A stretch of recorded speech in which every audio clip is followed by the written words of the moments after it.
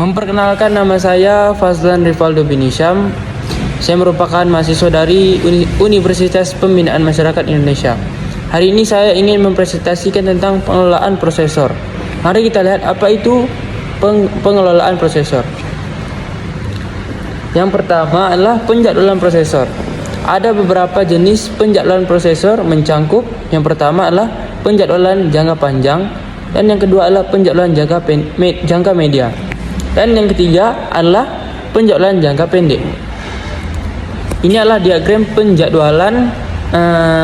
Ini adalah penjadwalan jangka panjang, dan ini adalah penjadwalan jangka media, dan yang ketiga ini adalah penjadwalan jangka pendek. Yang kedua adalah jenis penjadwalan. Penjadwalan jangka panjang merupakan pekerjaan baru untuk dikerjakan dalam bentuk proses. Dan penjadwalan jangka media adalah menjadwalkan kelangsungan proses yang tergusur, terprepsi. Dan yang ketiga, penjadwalan jangka pendek.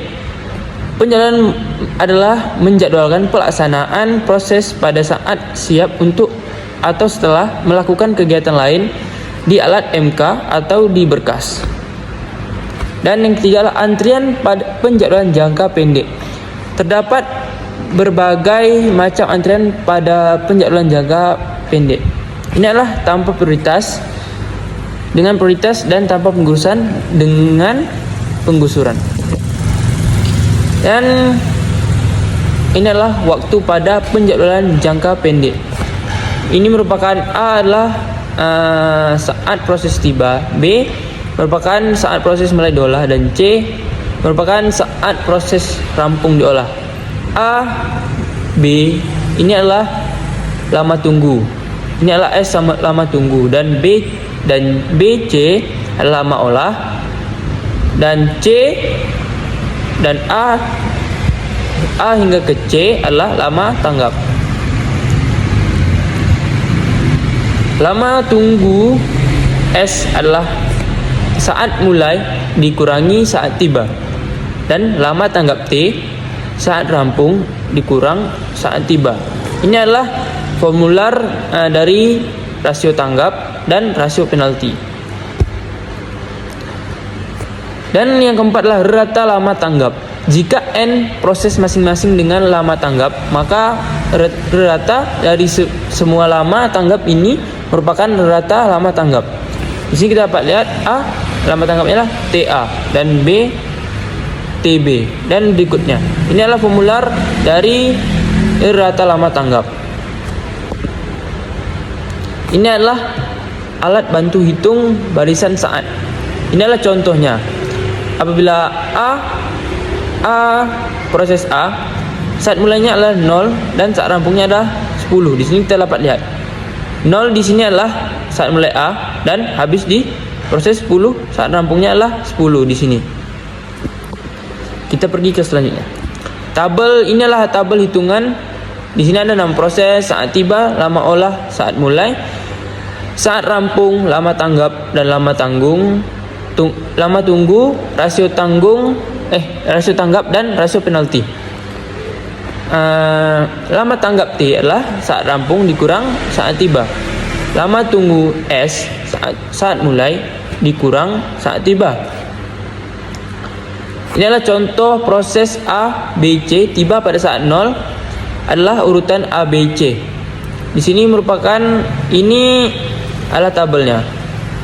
Rata lama tanggap T adalah lama tanggap ini dijumlahkan adalah 29 dibagi 3, karena nama prosesnya adalah ada 3 proses. Hasilnya adalah 9,67. Ini adalah algoritma penjadwalan. Algoritma penjadwalan pertama tiba, pertama dilayani, PT, PD, dan yang ini adalah first come first serve. Singkatannya adalah FC, FS, dan first in first out, FIFO, merupakan antrian biasa tanpa prioritas, tanpa penggusuran. Ini adalah contoh proses tiba dalam urutan ABC. Ini adalah seperti sama tadi yang di atas, konsepnya sama. Ini adalah rata lama tanggapnya.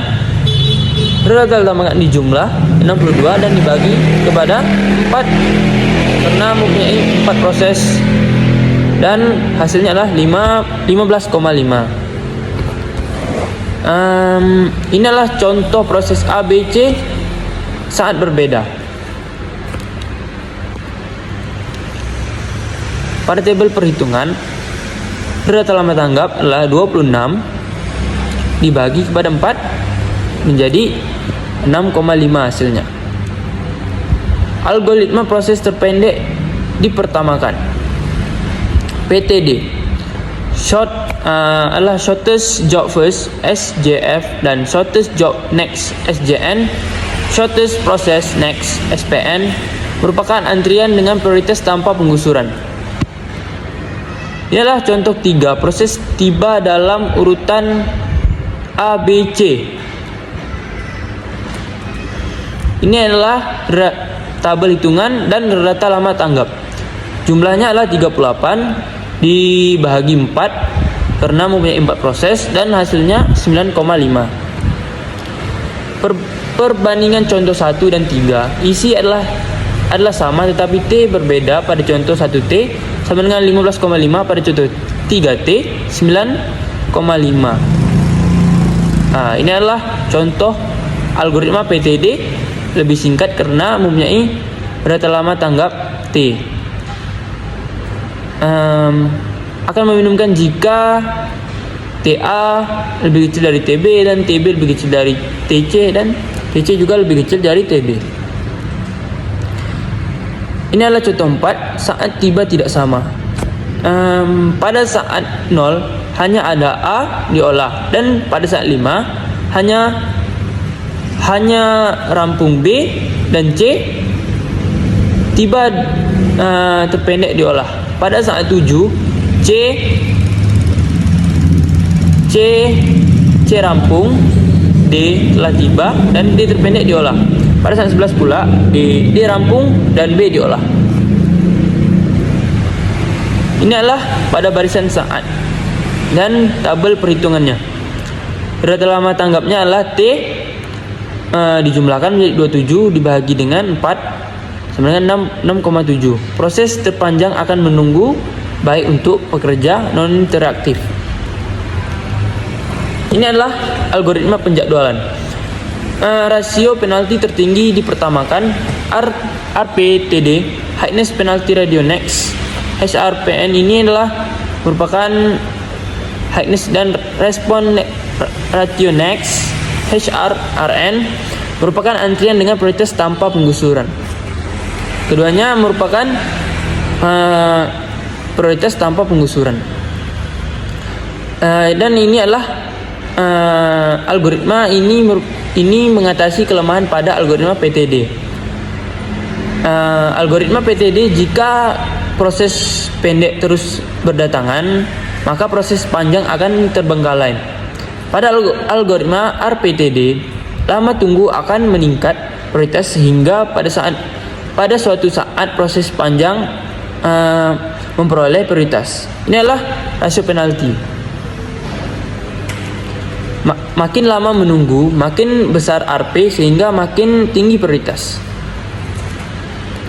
Dan ini adalah contoh saat tidak sama. Pada saat 0 hanya A dan A diolah, dan pada saat 4 A rampung, B, C dan E telah tiba perhitungan rasio penalti. Maka rasio penalti tertinggi pada B dan B diolah. Ini adalah pada saat 6 A dan B telah rampung perhitungan rasio penalti. Di sini rasio penalti tertinggi C dan C diolah. Pada saat 11 pula A, B dan C telah rampung perhitungan rasio penalti. Rasio penalti tertinggi di sini adalah E. Dan E juga diolah karena mempunyai rasio yang tertinggi. Di sini kalau kita lihat di atas ini, yang paling tinggi adalah C. Dan kita pergi ke tabel perhitungan yang ketiga, yang selanjutnya. Rata lama tanggapnya adalah 49 dibagi kepada 5 karena mempunyai proses 5 dan hasilnya adalah 9,8. Selanjutnya adalah algoritma penjadwalan putar gelang PG. Round robin merupakan antrian tanpa prioritas dengan penggusuran. Terutamanya digunakan untuk proses interaktif. Agar pemakaian komputer tidak menunggu terlalu lama, maka setelah diolah, kuantum waktu proses queue, proses perpindahan ke pemakai berikut juga selama queue. Nilai kuantum waktu queue dapat diubah-ubah seperti yang kita dapat dilihat di gambar PPT. Dan inilah contoh 6, proses tiba saat 0 dalam urutan A, B, C, dan E. Inilah contohnya, barisan saat. Seperti sama pada proses yang di atas, data lama tanggapnya adalah dijumlahkan 93 dan dibagi kepada 5, mempunyai proses A, B, C, dan E adalah 5 dan hasilnya adalah 9,6. Selanjutnya contoh 7, saat tiba-tiba tidak sama. Pada suatu saat belum semua proses adalah antrian, hanya bagi yang sudah ada. Begitu tiba, proses antri di belakang setelah diolah selama queue. Proses antri di belakang. Ini adalah tabel contohnya. Saat masih ada antrian, olah, dan sisa waktu setelah queue. Dan selanjutnya lah pada barisan saat, ini adalah tabel perhitungannya.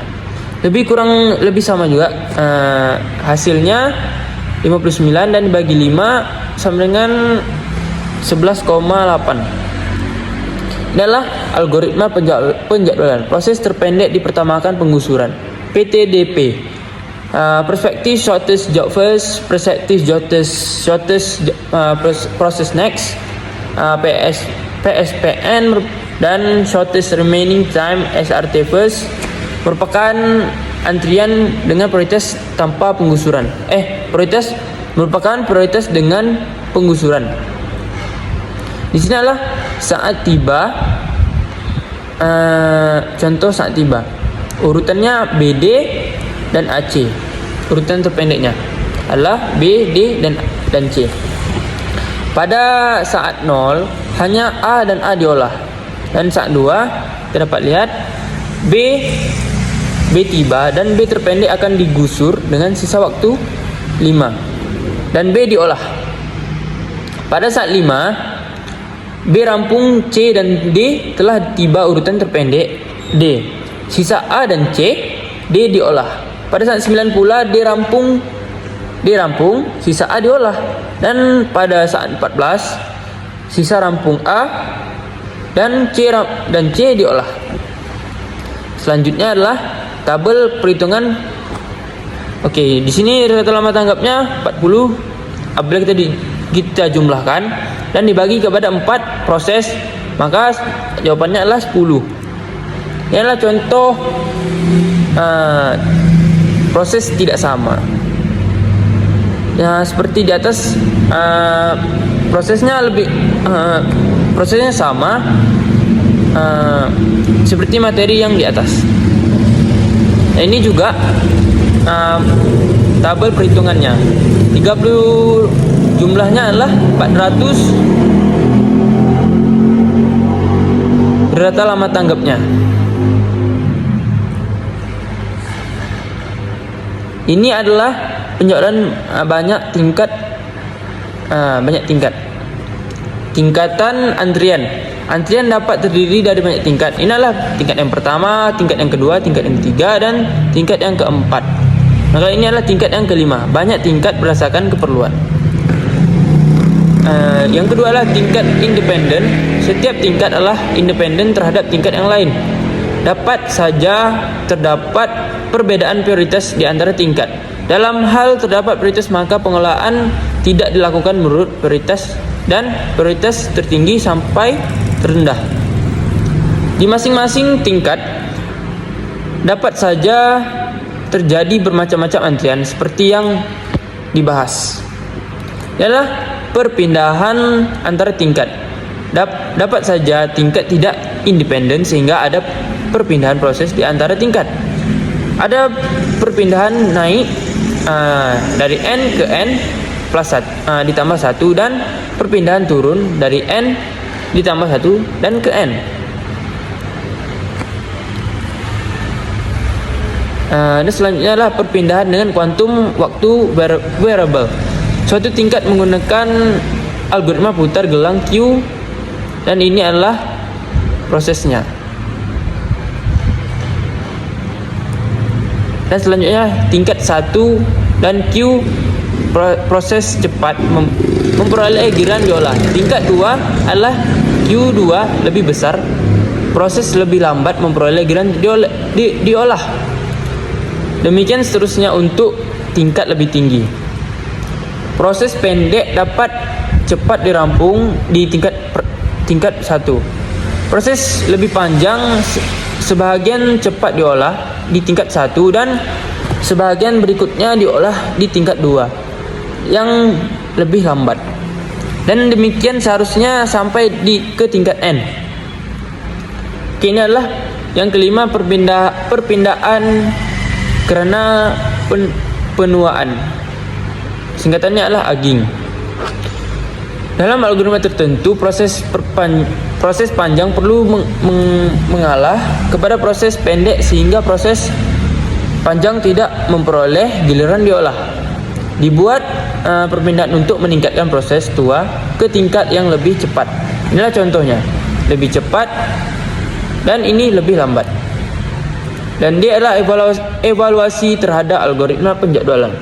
Pertama, tugas dan metode evaluasi. Evaluasi algoritma penjadwalan atau kombinasi algoritma penjadwalan ditujukan untuk menemukan penjadwalan yang paling cepat untuk semua proses. Algoritma atau pembinaan algoritma yang evaluasi atau algoritma yang digunakan berulang kali. Ada beberapa metode pengevaluasian.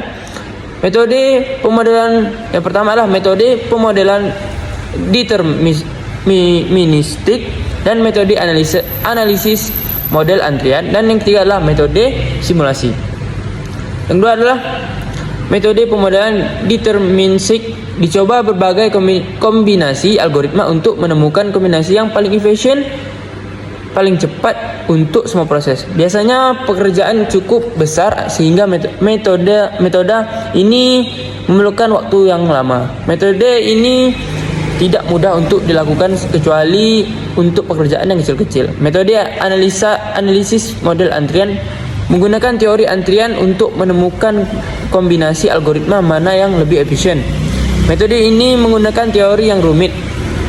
Ini adalah 4 adalah metode simulasi. Dibuat simulasi berukuran kecil bagi pekerjaan yang besar. Simulasi evaluasi sehingga deterministik pada berbagai kombinasi algoritma. Dan ini adalah metode ini lebih cepat karena ukurannya lebih kecil pada simulasi. Kelima adalah penelitian. Evaluasi demikian biasanya dilakukan memulai penelitian, dan panjang kuantum waktu juga dapat diteliti melalui penelitian. Selanjutnya saya akan melanjutkan pada soalan ataupun pertanyaan yang sering dipertanyakan tentang penjadwalan prosesor.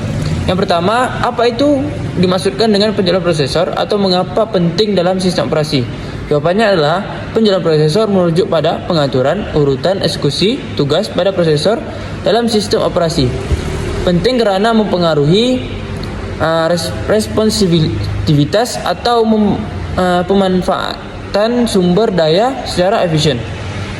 Dan soalan yang kedua adalah bagaimana algoritma first come first bekerja atau mengatur tugas pada prosesor. Jawabannya adalah algoritma penjadwalan first come first bekerja dengan menjalankan tugas berdasarkan urutan kedatangan. Tugas pertama yang masuk dieksekusi terlebih dahulu, dan yang kedua dieksekusi kemudian, dan seterusnya. Dan soalan ketiga adalah apa kelebihan dan kelemahan dari algoritma round robin dalam penjadwalan prosesor. Di sini jawabannya adalah kelebihan round robin termasuk keadilan dalam alokasi waktu prosesor pada setiap tugas. Namun kelemahannya adalah kurang efisien untuk tugas-tugas yang membutuhkan waktu eksekusi yang berbeda. Sekian saja dari saya untuk mempresentasikan tentang penjadwalan prosesor. Di sini saya ingin memohon maaf jika ada terkasar bahasa ataupun salah dalam menyampaikan. Sekian saja, terima kasih.